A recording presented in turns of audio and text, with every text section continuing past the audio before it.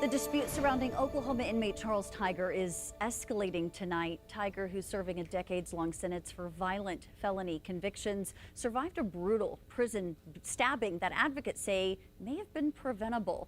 As Fox 25's Emma McAndrews explains, just days after those concerns were raised publicly, advocates claim Tiger's facing retaliation from the Department of Corrections.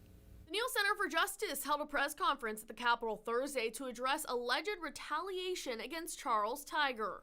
The group now claims Tiger is facing what they describe as retaliatory disciplinary actions, including another prison transfer and the confiscation of his tablet and gaming device, all coming just days after their last news conference. I have an email from DOC stating that a game system that he was allowed to have at one of the facilities was not allowed at their facility. He should have been allowed to be able to send that home. I have since the press conference, I have gotten the game stick, but he's still being given a misconduct for it. There's another misconduct that they have put that he is appealing. He did not get his due process met, and that was a conversation I was able to have with him before all of his communication was cut off. I asked Tiger's wife, Dawn, whether she had been given a reason for the latest transfer.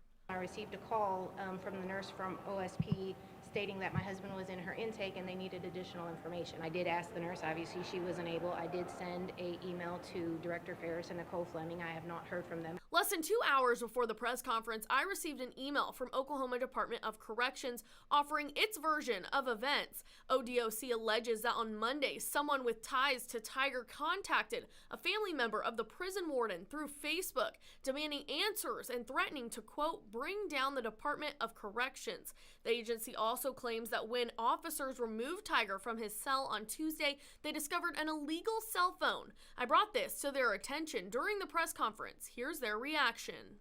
They said the individual demanded answers and threatened to, quote, bring down the Department of Corrections. Because a member of the warden's family who has never worked for ODOC was targeted, agency leadership determined that inmate Tiger could no longer remain at JHCC.